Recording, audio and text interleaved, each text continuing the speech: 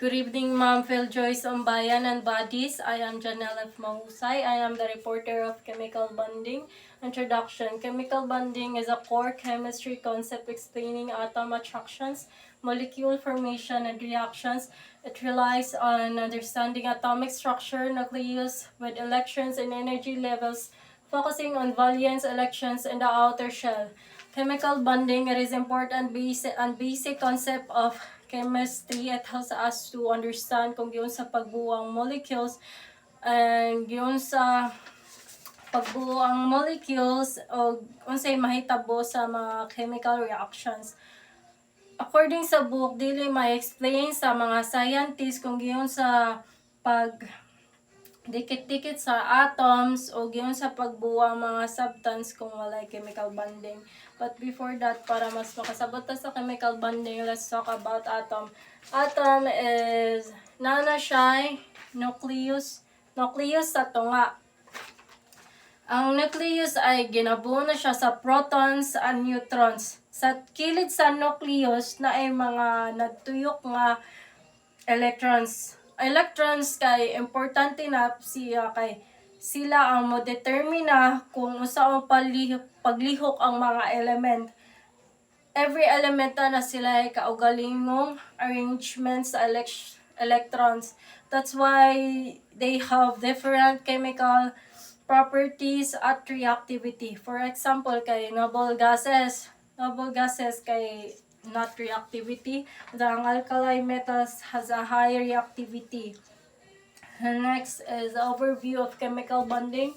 A chemical bonding is a lasting attraction between atoms, ions, or molecules that forms compounds. It arises from electrostatic forces in ionic bonds or electron sharing and covalent bonds. Chemical bonds kay mao na siya persa or nagdugtong sa mga atoms, ions, and molecules para makabuo na sila compounds. There are two ways of chemical bond, which is ionic and covalent bond.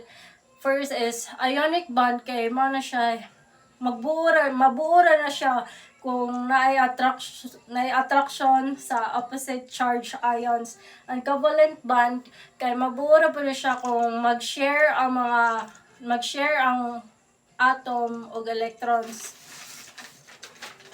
Ionic and covalent bond, also known as strong bonds, ginatawag na sila nga primary bonds. And there are weak bonds, which is dipole-dipole interactions, London dispersion force, and hydrogen. And ginatawag na sila secondary bonds. Opposite charges is attraction via electromagnetic force. Negative charge electrons and positive charge protons, nana sila attraction. If electron kay nana siya sa between sa nuclei, mag-attract na sila parehas, and because of the attractions, makabuo na sila chemical bond. Next is purpose of bond formation. Chemical bonds are the forces that hold molecules together. Ionic bonds involve the transfer of electrons between at least one electron donor and one electron acceptor.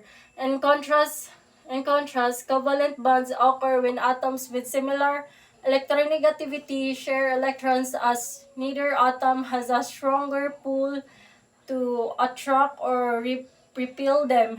Ionic bonding typically occurs between metal, which is donor, and a non-metal, which is acceptor.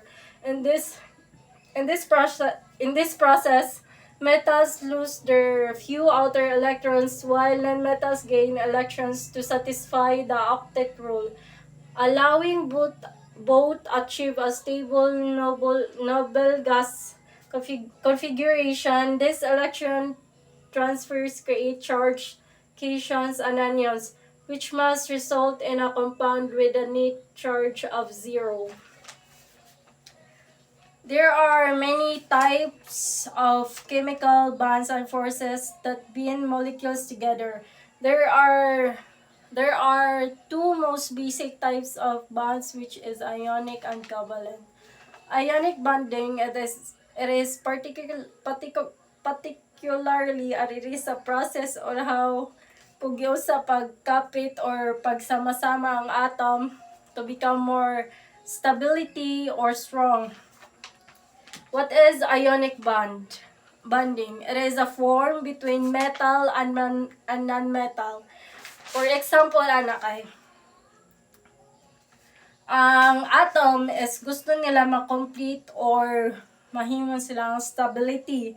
Para mas mo strong, kailangan nila 8 valence electrons.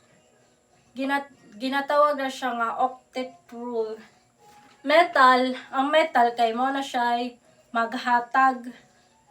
Mas prefer na sila nga manghatag kaysa sa managhan.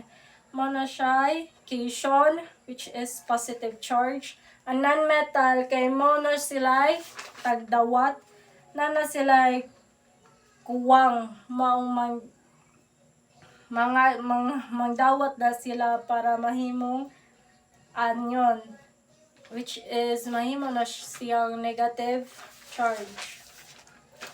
For example, sodium is nay usa ka electrons sa gawas, which is kanang metal. Unsa ang chlorine is naay 7, unya kailangan niya usa para mahimo siyang 8, which is non-metal. Maong ihatag ni sodium ang usa ka electron niya, ni chlorine para makompleto si chlorine. Kailangan man niya 8, unsa 7 ra ba ang na ni chlorine. And because of the positive and negative, magkapit na sila murag magnet, and maka-made na sila attraction. Ang charge nila is 0. Kay na-balance man ang positive and negative. And next example is magnesium chloride. Magnesium is ang magnesium ay kay nana siya duha ka electron. Unsa kay gusto man niya ihatag ang duha ka electron. Unsa kay ag sa chlorine kay usa ra may madawat sa chlorine, so kailangan nila duha ka chlorine para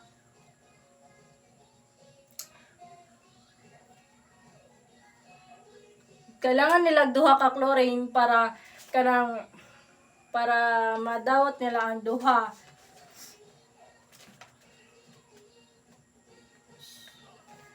And why it is happened? The first goal of bonding is stability. Noble gas configuration, it is a perfect state of an atom because noble gas, his outer shell is full. All atom wants to become like noble gases because of his stability.